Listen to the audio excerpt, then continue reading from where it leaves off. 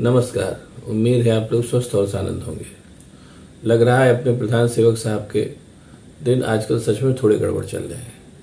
अभी हाल ही में ईडी के खिलाफ सुप्रीम कोर्ट का फैसला आया, जिसको आप सब लोग अब जान ही गए होंगे।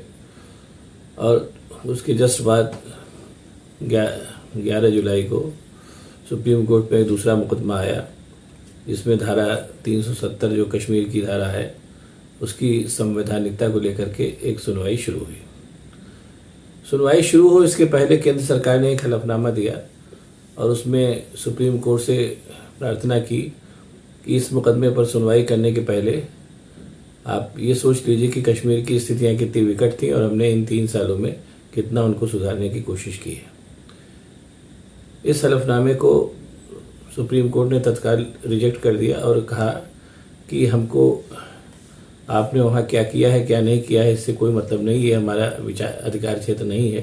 क्योंकि जो याचिकाएं आई हैं 20 याचिकाएं जिन पर हमें सुनवाई करनी है, उसमें इस धारा की संवैधानिकता को लेकर के चुनौती दी गई है कि इस धारा 370 को जिस तरीके से हटाया गया वो संविधान के अनुरूप है या नहीं, ये बात हुई है। अब यहाँ पर मैं थोड़ा सा बैकग्राउंड बता देता हूँ, फिर चीज़ों को समझने में आसानी होगी। कश्मीर की स्थिति थोड़ी अलग थी जब भारत आज़ाद हुआ, और ये भी सभी जानते हैं कि सरदार पटेल ने तमाम रियासतों का अधिग्रहण करके भारत में को मिला के एक कर दिया।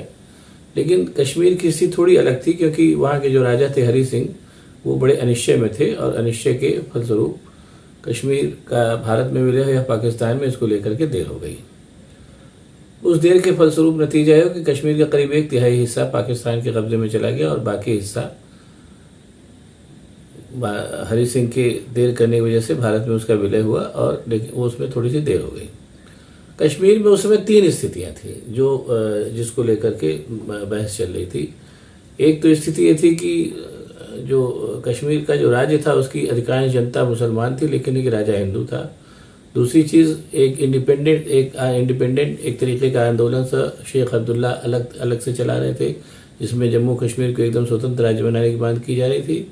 और तीसरा स्थिति ये थी कि भारत का मतलब उस कश्मीर के ऊपर दोनों लोग क्लेम कर रहे थे, पाकिस्तान भी और भारत भी। इन परिस्थितियों के मद्देनजर केंद्र में जब केंद्र की सरकार तत्कालीन जवाहरलाल नेहरू की सरकार ने कश्मीर का अधिग्रहण कराया, तो कुछ खास रियायतें कश्मीर को दी, उसी जो धारा 370 के तहत दी गई।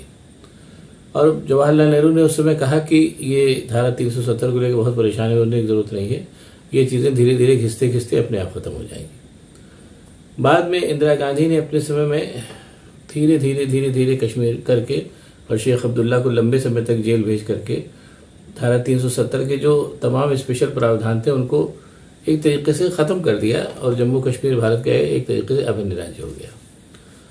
ऐसा हुआ। बहरहाल भारतीय जनता पार्टी जो आज है, जो तब की उसकी पहले की जो जनसंघ था, उसकी शुरू से ये मांग थी कि धारा 370 को ख़त्म करना चाहिए। ठीक है, उस मांग में भी कोई बुरी बात नहीं थी। लेकिन अब धारा 370 को अगर अदरवाइज ख़त्म किया जाता तो उसके लिए एक प्रावधान था कि अगर जम्मू कश्मीर की विधानसभा अपने 2/3 बहुमत से ये कहेगी कि ये धारा हटा ली जाए तो वो हटा ली जाएगी। ये भी प्रावधान जम्मू कश्मीर में किया गया था। बहरहाल अब ज़माना आया अपने शाह साहब का और मोदी जी का। उन्होंने एक अचानक जो थे वो उसको रातारात जम्मू कश्मीर को एक तरीके से घेर करके और धारा 370 हटा दी। अपने एक इंटरव्यू में जो उस समय वहाँ के गवर्नर थे सत्यपाल मलिक, उन्होंने ये बताया कि ये काम करते समय हमें भी नहीं बताया गया और धारा 370 एकदम से हटा दी गई। कोई भी सरकार जो मजबूत सरकार है और जो शक्तिशाली सरकार है वो इस तरीके के काम कर सकती है जिसमें उसका कोई कान पकड़ने वाला नहीं है। लेकिन सवाल ये पैदा हो रहा है कि आपने उस काम को संविधान में दिए गए प्रावधान के अनुसार किया या अपने मनमाने ढंग से किया। जैसे अब यहाँ पर एक बात मैं और बताना चाहूँगा कि मोदी सरकार इस बात के लिए जानी जाती है कि वो अपने मनमाने काम करती है, मनमाने तरीके से करती है और एकदम औचक तरीके से करती है, ताकि उसके ऊपर उंगली उठाने का मौका ही किसी को न मिले। ऐसे बहुत से काम हैं, जैसे भूमि अधिग्रहण अध्यादेश, जो भूमिगत अधिग्रहण जो कानून था उसको ख़त्म करने के लिए मोदी सरकार ने आते अध्यादेश निकाला था। और उसके बाद जब नोटबंदी की थी वो भी एक तरीके से औचक की गई थी। उसी तरीके से धारा 370 को औचक तरीके से हटा दिया गया और फिर जम्मू कश्मीर को 2 हिस्सों में बांट दिया गया, एक लद्दाख का केंद्र शासित प्रदेश कर दिया गया और बाकी राज्य हो गया। ये कुल मिलाकर के हुआ। अब यहाँ पर एक चीज़ और बतानी होगी कि कश्मीर की दरअसल समस्या एक अलग तरीके से भी उसकी समस्या है। कश्मीर की समस्या ये है कि एक तो उसका 1/3 हिस्सा पाकिस्तान के पास है, काफ़ी बड़ा हिस्सा उसका हिंदुस्तान के पास है, और एक उसका करीब काफ़ी बड़ा हिस्सा चीन ने भी 1962 की लड़ाई में ले लिया था, उस पर वो काबिज है।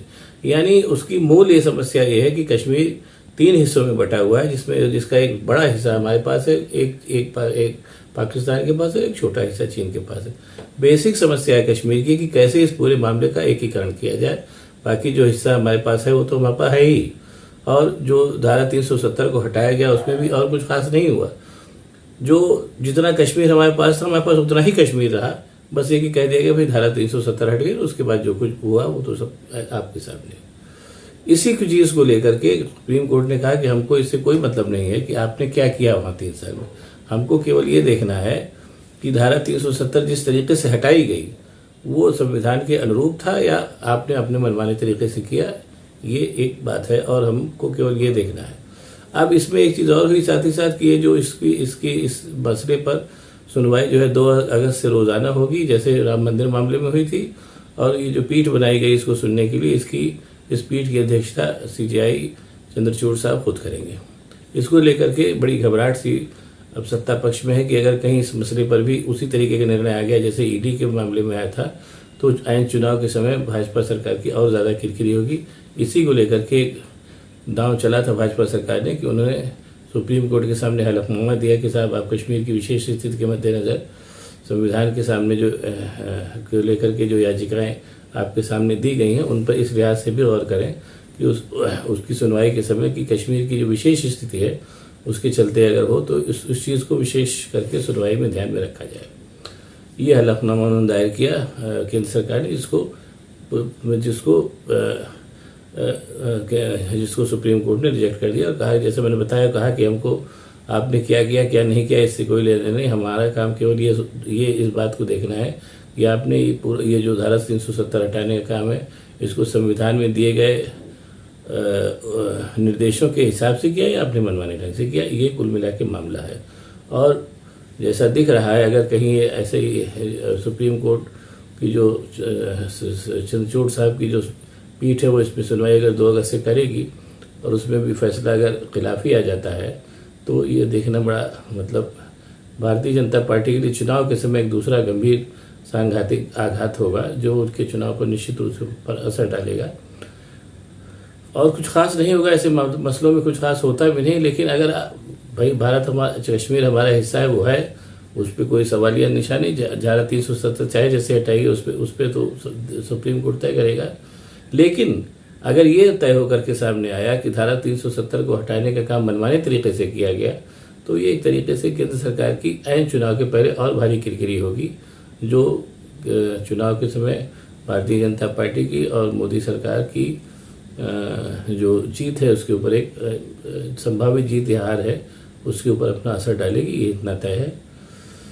और खैर वैसे कोई फ़र्क नहीं पड़ता मोदी साहब और शाह साहब की सरकार के लिए, क्योंकि जैसे मैंने कहा वो हमेशा से सारे काम औचक तरीके से करते रहे ताकि उसके ऊपर सवालिया निशान न लगाया जा सके, और वो उसको मनमाने तरीके से करते रहे जिसकी एक नहीं तमाम एग्जाम्पल है, 2-3 तो मैंने गिनाए। अब देखिए क्या होता है, ये जो सुनवाई के बाद क्या नतीजा आता है इसको देखना भी एक अपने अनुभव तो होगा ही। अब अगर आपको ये वीडियो पसंद आए तो इसको शेयर करिए, लाइक करिए और साथ ही साथ मेरे चैनल को सब्सक्राइब करिए ताकि मैं और भी इस तरीके की बातें आपको बताऊं। बहुत बहुत धन्यवाद, नमस्कार।